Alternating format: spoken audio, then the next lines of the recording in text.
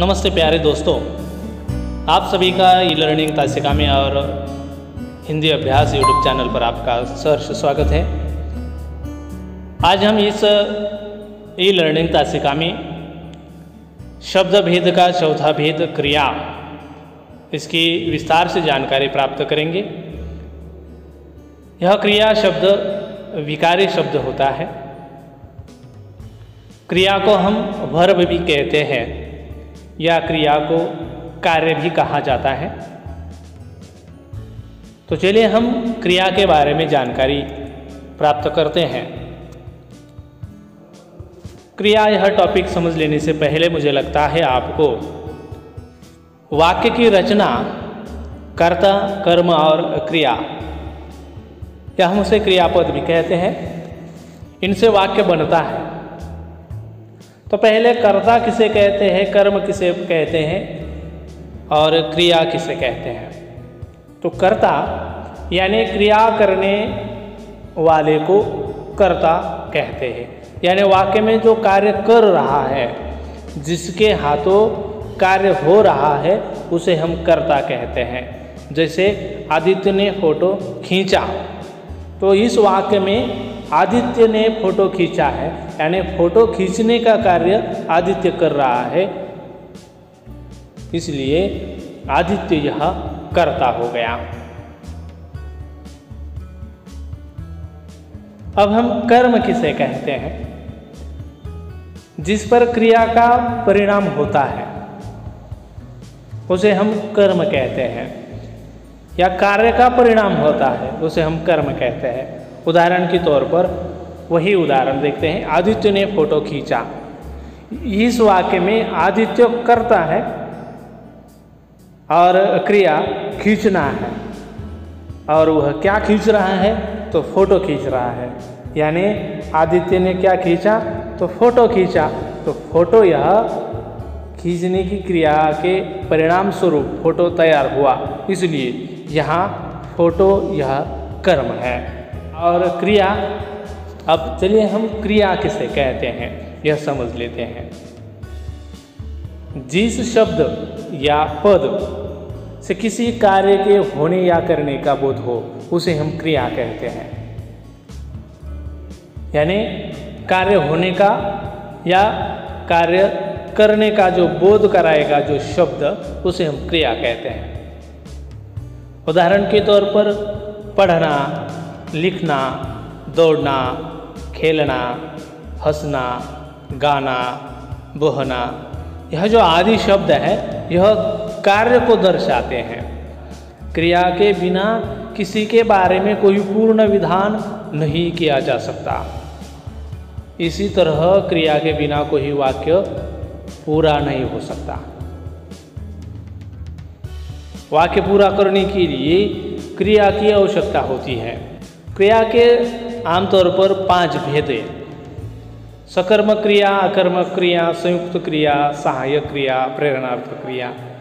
मगर आज के इस वीडियो में हम मुख्य जो 2 प्रमुख प्रकार हैं, सकर्मक क्रिया और अकर्मक क्रिया, और अन्य जो भेद है वह संयुक्त क्रिया, इसके बारे में जानकारी प्राप्त करेंगे।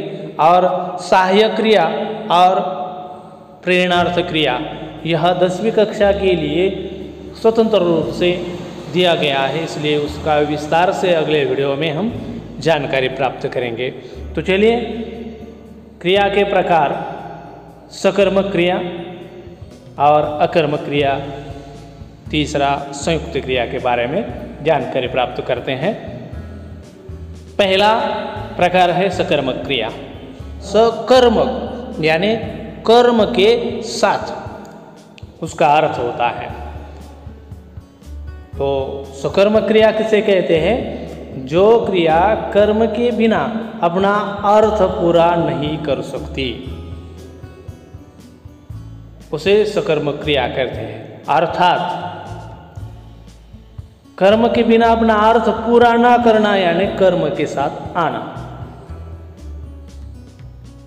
वाक्य में कर्म की जरूरत होती ही है, कर्म के बिना वाक्य का अर्थ पूर्ण नहीं होता। उदाहरण के तौर पर हम समझ लेते हैं, आदित्य ने खींचा, यह वाक्य देखिए, निरीक्षण कीजिए, अच्छी तरह से पढ़िए। आदित्य ने खींचा, तो इस वाक्य में खींचा क्रिया है। यह क्रिया अपना अर्थ स्पष्ट न करने के कारण अधूरी लगती है। इस क्रिया ने अपना अर्थ स्पष्ट नहीं किया है, इसलिए वह अधूरी लगती है। आदित्य ने खींचा, मगर क्या खींचा तो अर्थ स्पष्ट नहीं करती। इसलिए क्रिया को अपना अर्थ स्पष्ट करने के लिए कर्म की जरूरत होती है, और जब वह क्रिया कर्म के साथ आती है तब उसे सकर्मक क्रिया कहते हैं। अब यह वाक्य कैसे बनेगा? आदित्य ने फोटो खींचा, तो यह वाक्य ऐसा बना, आदित्य ने फोटो खींचा, तो फोटो यह कर्म हो गया। तो आदित्य ने कौन सी क्रिया की? तो फोटो खींचने की क्रिया की। इसलिए यह क्रिया कर्म के साथ आती है और अपना अर्थ प्रकट करती है या अपना अर्थ पूर्ण करती है।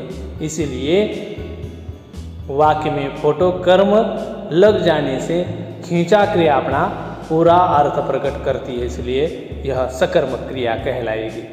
ऐसे कुछ सकर्मक क्रियाएं और भी हैं: पढ़ना, सीखना, खरीदना, लिखना, धोना, बेचना, पकड़ना, करना, देना, काटना, बनाना, लेना, छोड़ना, लाना, सुनना आदि क्रियाएं जो हैं वह कर्म के साथ ही आती है, इन्हें सकर्मक क्रिया कहा जाता है।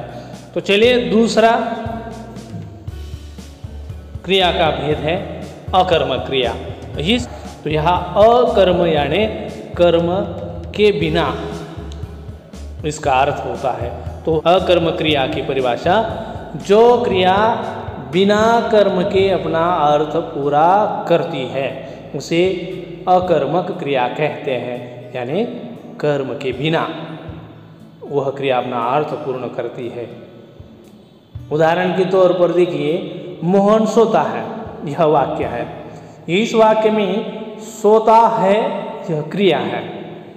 सोना क्रिया अपने आप में पूर्ण है, इसीलिए इसे किसी कर्म की आवश्यकता नहीं होती, इसलिए इसे अकर्मक क्रिया कहते हैं। जिन क्रियाओं को अपना अर्थ पूर्ण करने के लिए कर्म की आवश्यकता नहीं होती उन्हें अकर्मक क्रियाएं कहा जाता है। ऐसे कुछ अकर्मक क्रियाएं हैं या आना, जाना, चलना, घूमना, हंसना, रोना, उठना, बैठना, बहना, चमकना, जागना आदि जो क्रियाएं हैं वह अकर्मक क्रियाएं हैं। इन्हें कर्म की आवश्यकता नहीं पड़ती अपना अर्थ पूर्ण करने के लिए, वह अपने आप में पूर्ण होती है, इसलिए वह अकर्मक क्रियाएं होती है।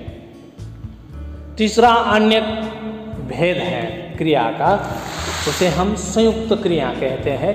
यह क्रिया का अन्य भेद माना गया है। तो संयुक्त क्रिया हम किसे कहते हैं? संयुक्त क्रिया वाक्य में एक से अधिक क्रियाओं का प्रयोग होने पर संयुक्त क्रिया होती है। यानी एक ही वाक्य में अधिक क्रियाओं का प्रयोग होना, यानी वह संयुक्त क्रिया कहलाता है। उदाहरण के तौर पर देखिए, रूपा आंगन में पड़ी सो रही थी। तो इस वाक्य में सो रही थी क्रिया शब्द है, परंतु एक से अधिक क्रिया है। सोना, रहना, यह दो क्रियाएं हैं, सोना और रहना, यानी यह संयुक्त क्रिया हो गई। एक से अधिक क्रिया इस वाक्य में है। दूसरा उदाहरण देखिए, यहाँ याद आया बाबूजी आ गए होंगे। तो आ गए होंगे क्रिया शब्द है, परंतु सभी क्रियाएं एक से अधिक है, इसलिए इन्हें संयुक्त क्रिया कहा जाता है। यानी यहाँ आना क्रिया है, गए यानी जाना क्रिया है, होंगे यानी होना क्रिया है। एक ही वाक्य में एक से अधिक क्रिया आने की वजह से यह संयुक्त क्रिया का उदाहरण बन जाता है, इसलिए उसे संयुक्त क्रिया कहते हैं। आज की इस ई लर्निंग तासिका को हम यहीं रोकते हैं। अगले तासिका में हम पुनः हाजिर होंगे, तब तक के लिए धन्यवाद।